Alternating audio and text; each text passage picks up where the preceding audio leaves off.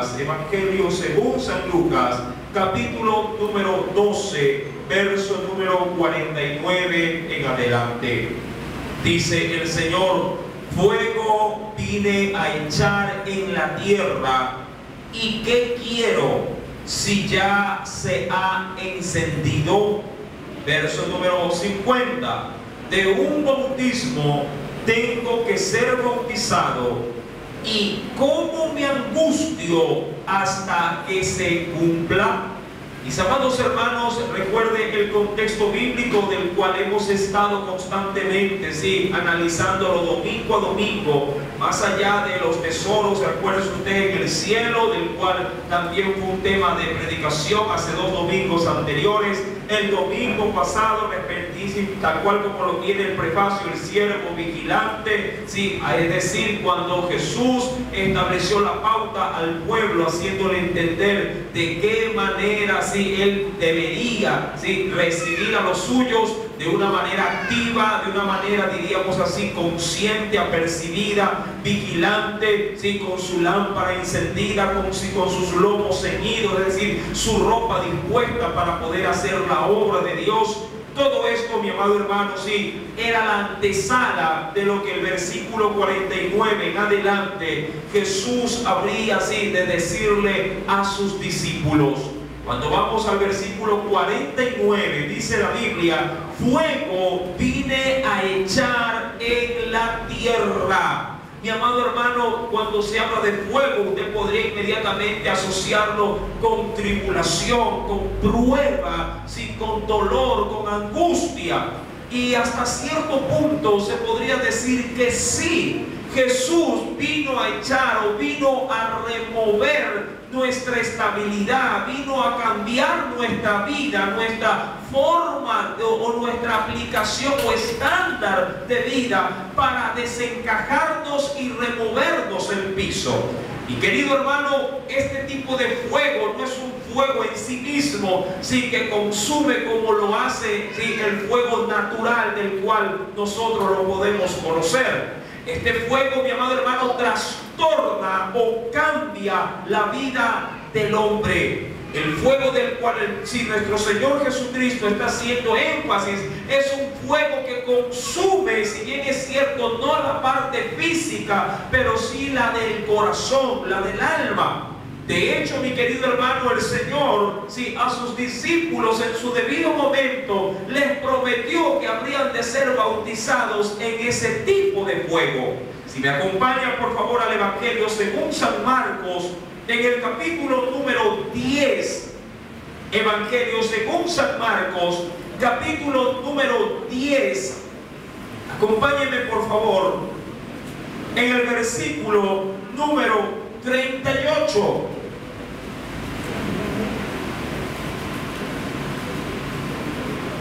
Jesús, cuando en una confrontación con 2 de sus discípulos que querían sobresalir de entre los demás, lo confrontan a Jesús, y Jesús le responde de la siguiente manera. Veamos el contexto, versículo 37 y el verso 38.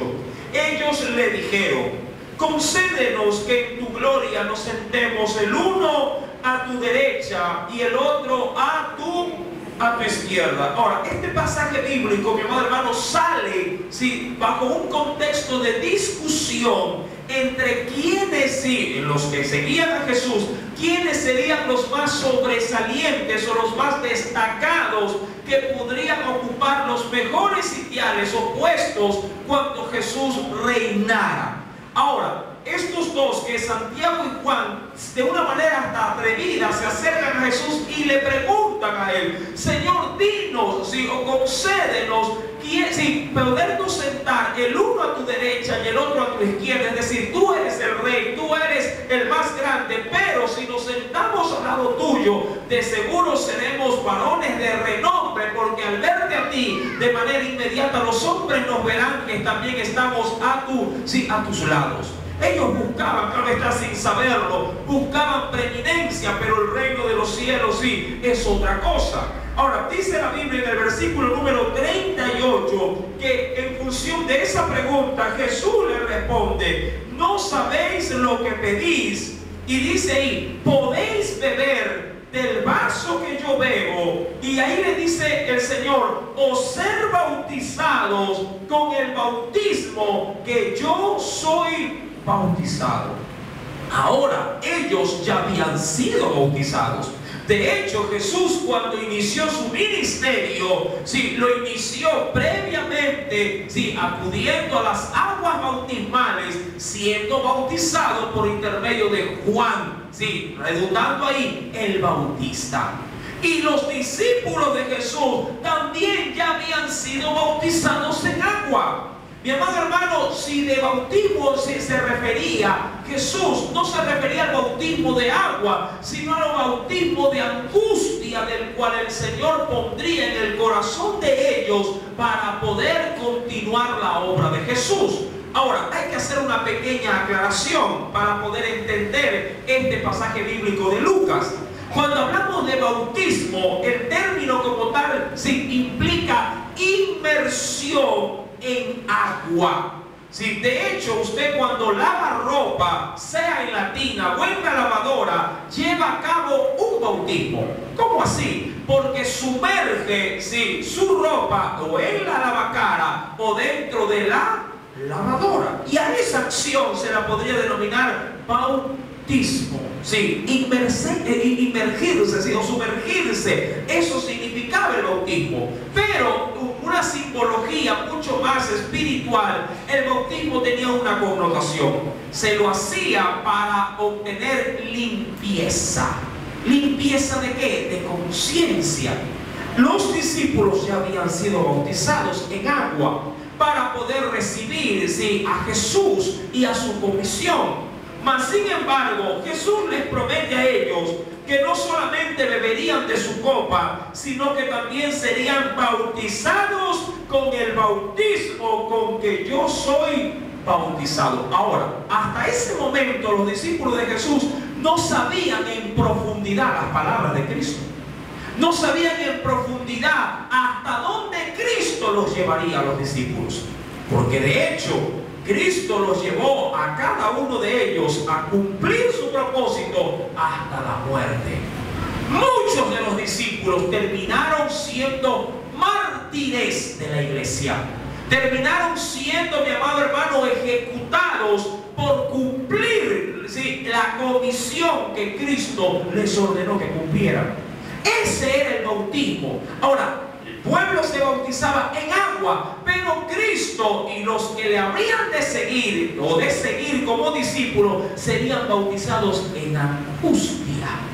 Mi amado hermano, cuando vamos, volvemos por favor, retomamos el Evangelio de Lucas, capítulo número 12, versículo número 50, luego de que Jesús dice: fuego vine a echar en la tierra, es decir, vine a quemar la escoria.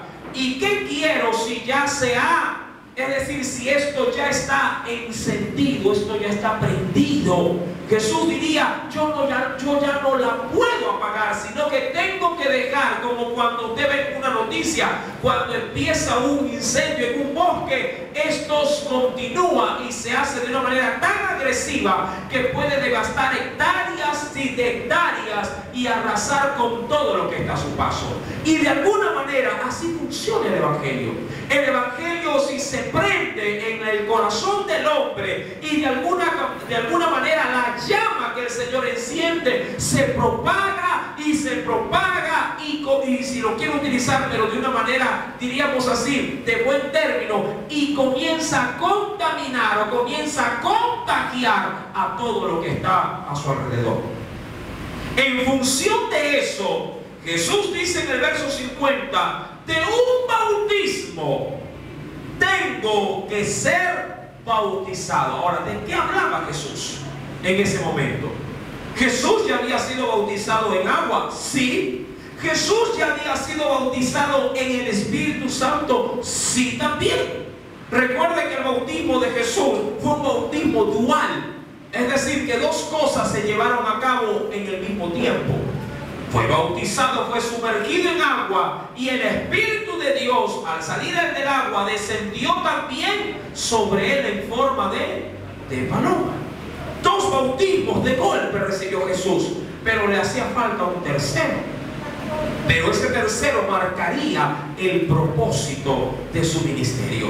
Si Jesús tenía que ser sumergido en las aguas del dolor y de la muerte en la cruz del Calvario, en aguas que a la verdad a nadie les gustaría, sí, en este caso, sumergirse.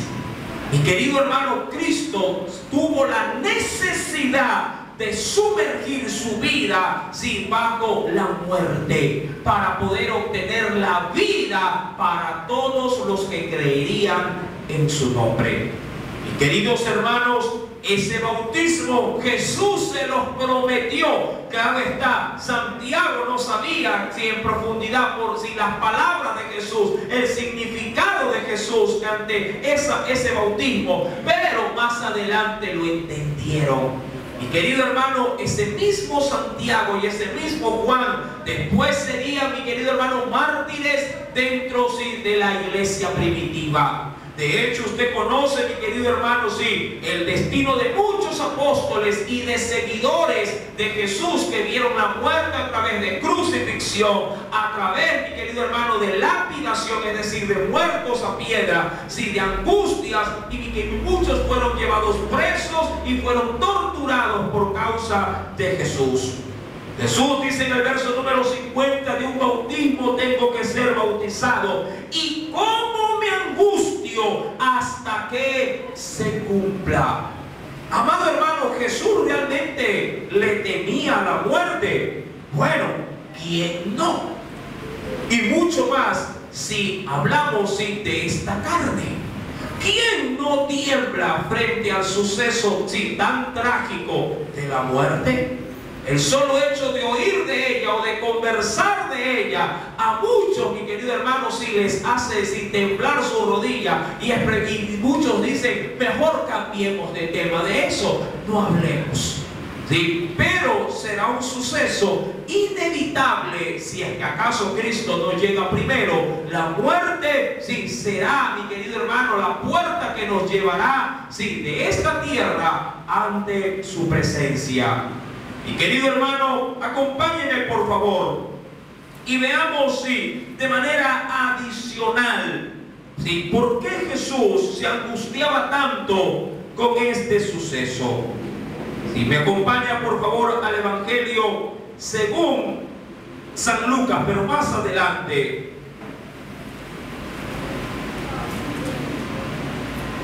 Capítulo número 22. Verso 39 al verso número 44. ¿Lo tiene? Y saliendo se fue, como solía, al monte de los olivos, y sus discípulos también le siguieron. Verso 40, léalo por favor.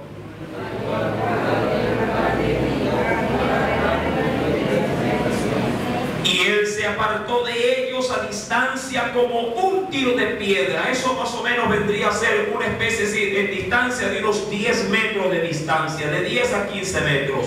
Verso número 41. Y él se apartó de ellos a distancia como de un tiro de piedra, y puesto de rodillas oró, diciendo: Padre, si quieres, pasa de mí esta copa, pero no se haga mi voluntad sino la tuya. Verso 43. Y se le apareció un ángel del cielo en ese momento. ¿Para qué se le apareció, mi amado hermano? ¿Cuál fue el propósito de la aparición de ese ángel? Para fortalecer ¿a quién? ¿Quién se había quedado sin fuerzas?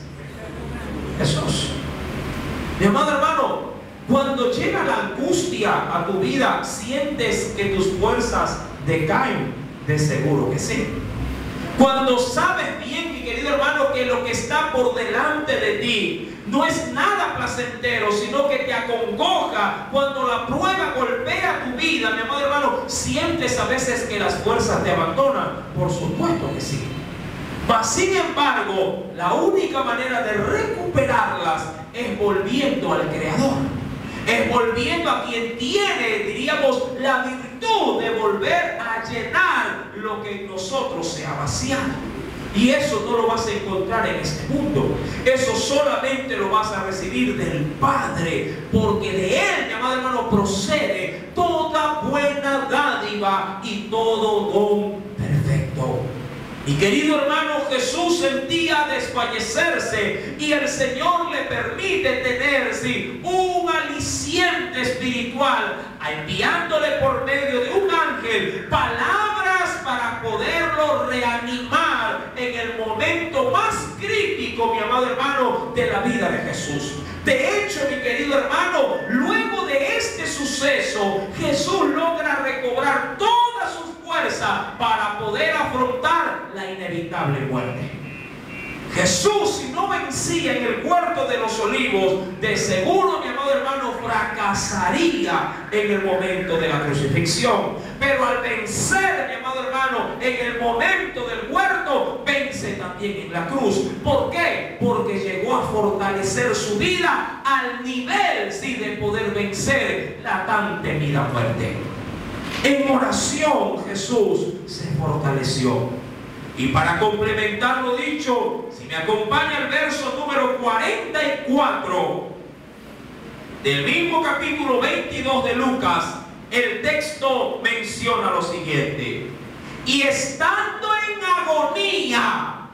¿Cómo estaba Jesús, mi amado hermano? Y mire que ya había tenido, ¿qué cosa? Una visita de un mensajero celestial, un ángel, que de seguro debió haberle dicho: Jesús, yo sé que lo que viene delante de ti es la cruz, vas a sufrir, pero sí, me ha sido dado en este tiempo un mensaje del Padre para ti. No te preocupes, vas a vencer, vas a fortalecerte. La muerte, es verdad, te va a aguijonear, pero tú vas a resucitar. Y ahí, mi amado hermano, las palabras: el ángel se va, el mensaje quedó. Y dice en el verso número 44, estando en agonía, oraba más intensamente. Mi amado, en esa angustia, en ese dolor, en esa situación que pudiere, o en esa noticia que pudiera hacerte temblar las rodillas, mi amado, la oración es la fórmula efectiva para poder fortalecerte, para volverte a poner de pie. La oración, mi amado hermano, es para ti, mi querido hermano, sí, el ancla que puede volverte a levantar. La oración. No hay una fórmula así, distinta o diferente, más allá de las estrategias terrenales, sí, que pudieras obtener a través de una lectura o de programas televisivos. La oración es la única llave que puede fortalecer tu vida en tiempos de dolor, en tiempos de necesidad, en tiempos de angustia. Solo la oración. Tú puedes leer la Biblia. Indudablemente ella traerá fe a tu vida, pero la oración hará que la fe se solidifique en tu corazón. Amén. Ahora que estamos en construcción lo miraría de esa manera. Sí, la palabra es el ladrillo, pero la oración es la mezcla para que el ladrillo se endurezca en tu corazón. Amén. Si tú oras, la palabra será real y eficaz. Pero si tú no oras, la palabra, mi amado hermano, podrá, mi querido hermano, sin oración llegar a resquebrajarse más adelante. No soportará el peso de angustia que pudiera ponerse encima de tus hombros. Jesús oraba, dice el texto bíblico, sí, en el versículo número 44, oraba más intensamente y era su sudor como grandes gotas de sangre que caían ¿hasta dónde? Hasta la tierra. ¡Qué angustia, mi querido hermano! ¡Qué dolor! Bien, si volvemos a Lucas capítulo número 12, versículo 50, bien podríamos ahora entender, al leer, de un bautismo tengo que ser bautizado, y cómo me angustio hasta que se cumpla. Yo no sé si a usted le ha pasado como a mí. A veces usted está haciendo sus actividades normales, diríamos así, su calendario habitual, pero de pronto le aparece en su mente ese pensamiento de aquello que sí, que diríamos así, si lo quiero ver desde muchos puntos o muchos ángulos, ¿sí?, o formas de vista. Muchas veces está haciendo su agenda normal y le viene el pensamiento de esa deuda que no puede pagar y lo descompone. Hasta que se olvida y vuelve al ritmo de lo que está haciendo. Está a sí mismo caminando, trabajando, haciendo su agenda, y ¡pum!, le parece el pensamiento de esa enfermedad que lo está aguijoneando. Y lo descompone y se angustia. Hasta que pasa el tiempo, se disipa esa pequeña intranquilidad y otra vez vuelve, diríamos, a su actividad normal. Mi amado hermano, durante todo el ministerio de Jesús, muchas cosas hicieron del maestro, extraerle sonrisas. ¿Usted cree que Jesús no se contentaba cuando veía a un paralítico que se levantaba, o un ciego cobrando la vista y gritando hacia Dios, alzando sus manos? Gracias por lo que me has dado. ¿Usted no cree que Jesús se alegraba al ver que los niños eran resucitados, que los endemoniados quedaban libertados de sus cadenas de opresión? Por supuesto que sí. Mas sin embargo, algo en su interior lo carcomía: la tan temida muerte. Y cada día que pasaba, o si usted ha sido un poquito juicioso en la lectura bíblica de los evangelios, usted verá cómo Jesús en muchos textos anunciaba su muerte. Estaba de pronto predicando a las masas, y en un momento ya de intimidad con sus discípulos decía: sí, pero el Hijo del Hombre tendrá que ser desechado por los hombres y ser crucificado, pero resucitará. Ese era su consuelo: pero resucitará al tercer día. Amén. Jesús tenía que pasar por la angustia. ¿Por qué usted no? Él pasó por la angustia. ¿Y usted por qué no? Él pasó por la cruz. ¿Y usted por qué no puede pasar por esa cruz? Ya no diríamos así, la cruz de la redención, porque ese sacrificio tuvo un premio para nosotros. Pero hay tribulaciones que los hijos de Dios debemos necesariamente pasar, porque es necesario llegar al punto en que el metal se sumerge en el fuego de la prueba. Amén. Mi querido hermano, recuerdo y quisiera por favor que me acompañara a la escritura. Acompáñeme por favor. En la segunda carta de los Corintios, segunda carta a los Corintios, en el capítulo número 2,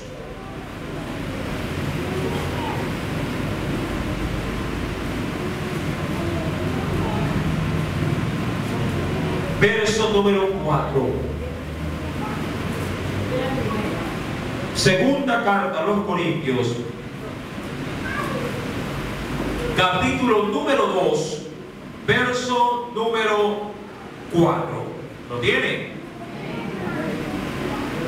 Dice el Señor: porque por la mucha tribulación y angustia del corazón. Ahora, ¿quién está hablando? ¿Quién? Pablo está hablando a la iglesia de los Corintios. Y Pablo dice de sí, porque por la mucha tribulación y angustia del corazón os escribí con muchas, ¿qué dice ahí? Muchas carcajadas. ¿Ah? Con muchas lágrimas, no para que fueseis, dice ahí, entristecidos o contristados, sino para que supieses cuán grande es el amor que os tengo. Ahora, ¿cómo uno logra valorar las cosas? Cuando éstas se obtienen a través del sacrificio, de la angustia, del trabajo. No es lo mismo, mi amado hermano, que usted agarre algo, que lo compre y se lo regale a alguien. Si ese alguien recibe el regalo y se le cae y dice, ¡ay, se cayó y se rompió! Pero quien se lo dio, quien lo está pagando, quien lo compró, mi amado hermano, sabrá la angustia y el dolor, ¿verdad?, que esto puede llegar a provocarle, porque le ha costado un ojo de la cara el poder dárselo a alguien, ¿verdad?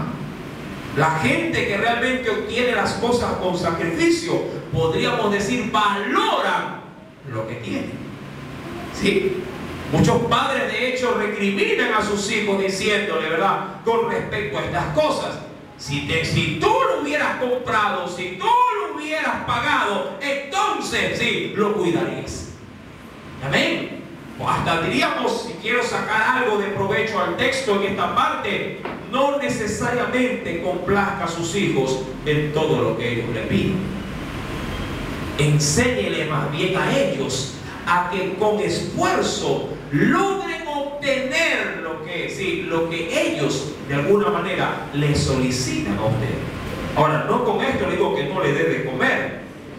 Amén. No, sacien ellos sus necesidades. Pero mi querido hermano, recuerde que no todo lo que se pone a mesa puesta suele ser valorado por parte de nuestros hijos. Es necesario que ellos también experimenten la angustia, el dolor, en este caso el trabajo que se puede llegar a tener para adquirir las cosas. Amén. Mi amado hermano, cuando vamos a la carta de Corintios, Pablo es reconocedor de esta situación. Aún adicionalmente hay un texto que usted y yo lo hemos leído en muchas oportunidades, pero que es válido, mi querido hermano, traerlo nuevamente a colación en esta noche. En la primera carta del apóstol San Pedro, capítulo número 4.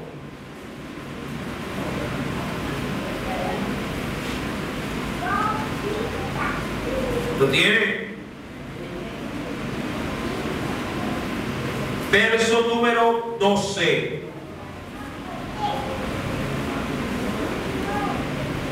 Primera carta del apóstol Pedro, capítulo 12. Y luego capítulo 5 de la misma epístola de Pedro, verso 1. Amados, no os sorprendáis del fuego de prueba que os ha sobrevenido, como que si alguna cosa extraña os aconteciese. Primera de Pedro 4:12 y Primera de Pedro 5:1. Ruego a los ancianos que están entre vosotros, yo anciano también con ellos, y dice ahí, y testigo. Pongo el asunto a este término. Y testigo, es decir, conocedor de los padecimientos ¿de quién? De Cristo. ¿Qué cosa era Pablo, mi amado hermano, en su propia carne? Era testigo ¿de quién? De los padecimientos, es decir, de los sufrimientos que uno puede llegar a obtener por ser cristiano. Y dice que soy también participante de la gloria, pero eso sí, no la actual, la que será revelada. Amén. Una vez que hemos podido establecer esta pauta espiritual, no solamente en la vida de hombres, sino de Cristo mismo, Cuando retomamos Lucas capítulo número 12, verso número 50, bien podríamos entender de qué estaba hablando Jesús cuando dice: de un bautismo tengo que ser bautizado, y cómo me angustio hasta que se cumpla. Pensáis, ahora sí le habla a los suyos, que he venido para dar paz en la tierra. Ahora, ¿qué podríamos decir? Aquí hay algún tipo de contradicción. ¿Acaso el evangelio del Señor no es un evangelio de paz? Sí, el evangelio de Cristo es un evangelio de paz. De hecho, la palabra evangelio significa buenas, no malas, buenas nuevas. Pero las buenas nuevas se hacen buenas cuando las personas las quieren recibir. Para ellos son buenas. Ahora, ¿a dónde quiero llegar con esto? Y quiero ilustrarlo con un ejemplo. Si a usted, mi querido hermano, si le dijeran en un trabajo, señor, se me ocurre el apellido, Gutiérrez, este fin de semana, le toca trabajar, ¿cómo las recibiera las noticias? Y mire, tenemos feriado, o el lunes y el martes le toca trabajar. ¿Qué diría usted? ¿Buenas o malas? ¿Cómo las recibiría? ¿Cuánta gente anhela y espera el descanso? Ahora, si usted anhela y espera el descanso, para usted sería malas noticias. Si tenía programado un viaje en casa, justamente esos días, ¿cómo le tomaría la noticia para la familia? Como malas noticias. Pero si usted quisiera subir en algo un poco más su ingreso, diría: ¡ay, sobre tiempo, lunes y martes feriado! ¡Qué bueno, me van a pagar el doble! Diríamos, las buenas noticias o las noticias se hacen buenas si quien la escucha la acepta. Pero pudiera llegar a ser mala noticia si el mismo mensaje se lo rechaza. Mi amado hermano, yo quisiera, por favor, para poder complementarlo bíblicamente, que me acompañe el Evangelio según San Juan. Acompáñeme, por favor, al Evangelio de Juan, capítulo número 3, verso 20.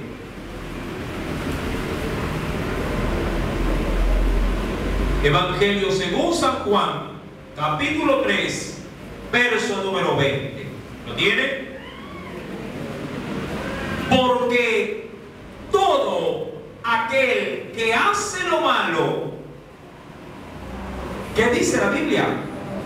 Aborrece la luz. Y cuando habla de la luz, habla, mi amado hermano, de lo que es Jesús y su mensaje. Y no viene a la luz. ¿Pero por qué no viene a la luz? Para que sus obras no sean reprendidas. Para que su vida no sea confrontada por aquello, por aquel mal que éste realiza. Pero recuerde, eso, pero para el que hace lo malo. Vamos a poner un ejemplo. Si alguien le enseña por medio de la palabra que usted tiene que hablar la verdad, si usted quiere aceptar ese mensaje se hace bueno para usted. Y usted dice: qué bueno, es un mensaje agradable, porque lo que yo más quiero es que la gente a mí me hable siempre con la verdad. Pero para el mentiroso y que no quiere dejar la mentira, el mismo mensaje que me dice que hable la verdad, para mí sería un rechazo. Y diría: no puedo. Porque si yo digo la verdad, entonces tendría que decirle a mi cliente que lo que le estoy vendiendo no es Oster en cuanto a una marca, sino que es Chico. Y si yo le digo que es Chico, no me va a pagar como que si fuese una Oster. ¿Sí me está entendiendo? Y el mismo mensaje puede ser recibido como buenas nuevas o como malas nuevas. Mi amado hermano, Cristo, cuando vino con su mensaje, y aquellos que aceptaron el mensaje como una buena nueva de bendición, pero que produjo en su entorno una reacción negativa, porque eso tiene el Evangelio, cambia nuestra vida y por ende hace cambiar nuestro entorno. Cuando el Evangelio ingresa en la vida del hombre, primeramente cambia mi vida, y una vez que comienza a surtir efecto en mi vida, de manera, mi amado hermano, espontánea, ahí sí yo no lo produzco, el mundo lo produce, el mundo comienza a cambiar a mi alrededor. Dice la Escritura en el versículo número 51: ¿pensáis que he venido para dar paz en la tierra? Bueno, en esencia sí, Cristo vino a dar paz en la tierra, pero al momento de que su palabra no halló cabida en el hombre, entonces la tierra se convulsiona, y en vez de dar paz, lo que nos va a provocar es contienda, problemas. ¿Pensáis que he venido para dar paz en la tierra? Os digo no, sino disensión. Ahora, no confundamos. La palabra no vino a provocar guerra, vino a provocar disensión, que es lo mismo que división. Y el Señor da, ¿sí?, en este caso la explicación, ¿sí?, de qué clase de división vino a ser. Cristo no vino, mi amado hermano, ¿sí?, a separar el matrimonio. No vino, diríamos así, a que el matrimonio se rompa, a que los hijos se vayan de su casa, o que los padres sí tiren por la borda a sus hijos. No, lo que la palabra vino a hacer es hacer una brecha para poder establecer una división de criterio. Es decir, de aquellos que para su corazón es viable el Evangelio, y para aquellos que su corazón el Evangelio no es viable. Dentro de esa circunstancia, Cristo da un ejemplo certero para poder dejar establecida esta verdad, donde menciona en el verso 52 lo siguiente: porque de aquí en adelante. Ahora, ¿por qué dice desde aquí? Cuando habla de aquí, habla de la angustia del inicio de Cristo en la cruz del Calvario. Desde ese momento en adelante, dice el Señor, 5 en una familia estarán divididos. Ahora, esto no es una regla. Cuidado. Esto no es una regla. Es decir, no es que en cada hogar va a haber división. La división se produce cuando en el hogar el Evangelio, Cristo en sí mismo, no es aceptado con la, diríamos así, con la apertura que Él quisiera ser aceptado. Es un simple ejemplo. Mi querido hermano, si en una casa todos sus integrantes reciben con gozo la palabra, en esa casa no podrá haber división, sino al contrario, hay unidad de espíritu. Pero si en un hogar unos sí reciben a Jesús y otros no lo desean recibir, de seguro en esa casa se cumplirá esta palabra: habrá división. Si usted va a su casa y le dice a su mujer: mi amor, el día de hoy escuché el mensaje de Dios, recibí a Cristo Jesús como mi Salvador, y de ahora en adelante, sí, mi vida va a cambiar. Si su mujer dice: amén, yo quería eso, mi amado hermano, en ese hogar Cristo unificará de una manera tan sólida tu matrimonio que nadie lo podrá romper. Pero si tu mujer va a tu casa y le dice: mi amor, hoy entregué mi corazón a Cristo, ¿a quién se lo entregaste? A Cristo. ¿Y quién es ese? ¿Dónde vive? Dime, que ahorita mismo voy y le parto la cara. Mi amado hermano o hermana, en tu casa habrá división, habrá disensión, porque tu marido comenzará a hacerte problema. Porque cada vez que quieras ir al culto, él será el primer opositor para decirte no. Y comenzará el problema. Te verá que vas a la Biblia y dice, deja ese libro. Mi querido hermano, la vida se te hará de cuadritos. Pero todo esto, mi amado hermano, será simplemente un cumplimiento de la palabra de Dios en tu vida. Yo no digo, mi querido hermano, que en todo hogar va a haber división o disensión, pero cuando lo haya, no te sorprendas, porque es la palabra de Dios cumpliéndose en tu vida. Y cuando tú sufres por causa de Cristo, también, mi amado hermano, te gozarás allá con Cristo en el cielo. Aquí sí, Pablo lo decía, lo leímos en la segunda carta de los Corintios. Y también sí en la primera carta de Pedro, pero en el capítulo 5, verso 1. Soy, dice ahí, testigo de los padecimientos de Cristo, pero también lo seré de su gloria. Mi amado hermano, Jesús estableció una regla, ¿sí?, para poderla, ¿sí?, compartir con los suyos.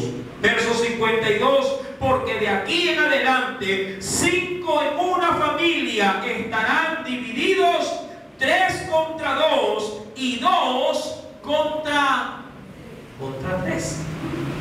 Ahora, eso en el supuesto caso de que en un hogar de pronto una o más personas compartan tu fe.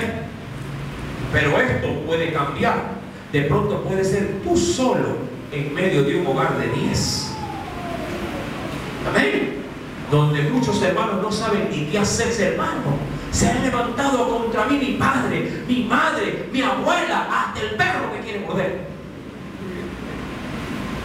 Suele pasar. ¿Qué diríamos en ese sentido?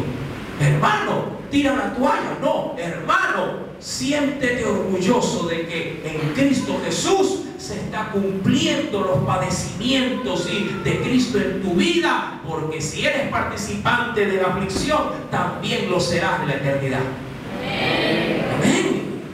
Acompáñame por favor al Evangelio según San Mateo. El primer Evangelio,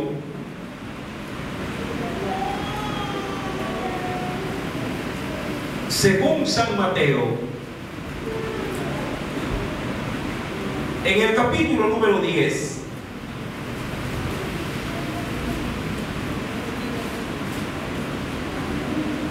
Versículo 35 y 36. Mira lo que complementa la palabra. ¿Lo tienes? Porque he venido para poner en disensión al hombre. ¿Contra quién? Contra su padre. A la hija contra su madre. Y a la nuera contra su suegra. Recuerde que esta simplemente es un ejemplo. Bien podría decirse, he venido a poner en división a la sobrina contra la tía contra la sobrina. ¿Ven? Sí, es decir, a una gama de afinidad. Verso 36. Y los enemigos ¿de quién? Del hombre serán ¿quiénes primeramente? Digo primeramente porque en Cristo uno puede encontrar personas contrarias, sí, a ti en todo lado, en el trabajo, en la universidad, en el colegio, en cualquier lado. Amén. Pero cuando se habla del hogar, dice la Escritura, los enemigos del hombre serán los de su casa. Es decir, no te preocupes. No digo que no ores por ellos, ora por ellos, pide por ellos, háblales igual a ellos. Amén. Que esto no sea un motivo de temor en tu vida. Uy, hermano, mi marido se ha levantado, él tiene mal genio, ¿qué hago? ¿Le hablo o no le hablo? Háblale de Cristo igual. Mi amado hermano, igual te tienes que identificar con esta palabra y con este mensaje. Sea que te haga una sonrisa o una mueca, peca, igual él o ella tiene que ver que tú eres un hijo de Dios. Amén. Y querido hermano, recuerda que la obra en la vida de tu familiar que no comparte tu fe, esa obra la tiene que hacer el Espíritu Santo.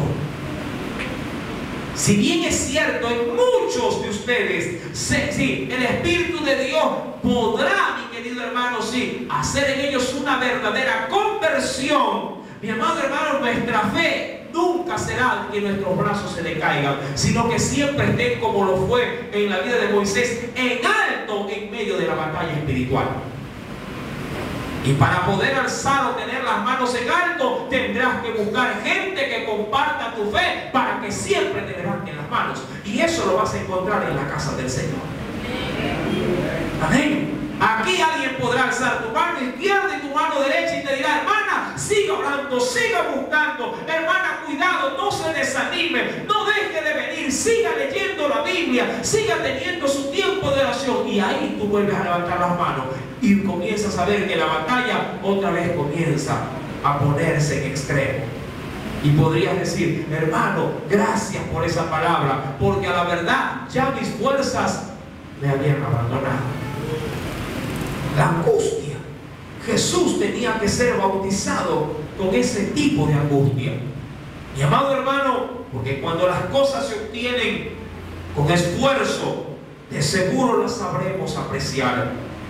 El Señor nos dice en ese capítulo número 10, justamente avisorando este tipo de angustia, en el versículo número 38. Y el que no toma su cruz y sigue en pos de mí, no es digno de mí.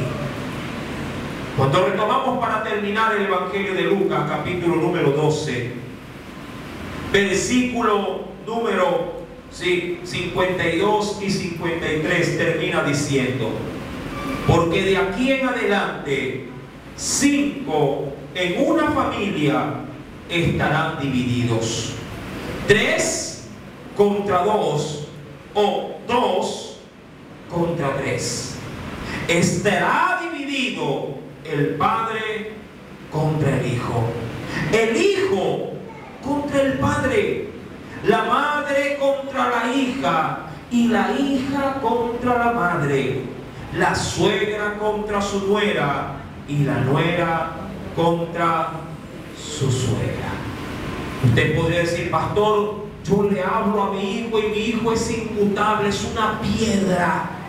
Al contrario, más bien me recrimina, sí, y hasta se avergüenza porque ya no comparto la religión que antes tenía.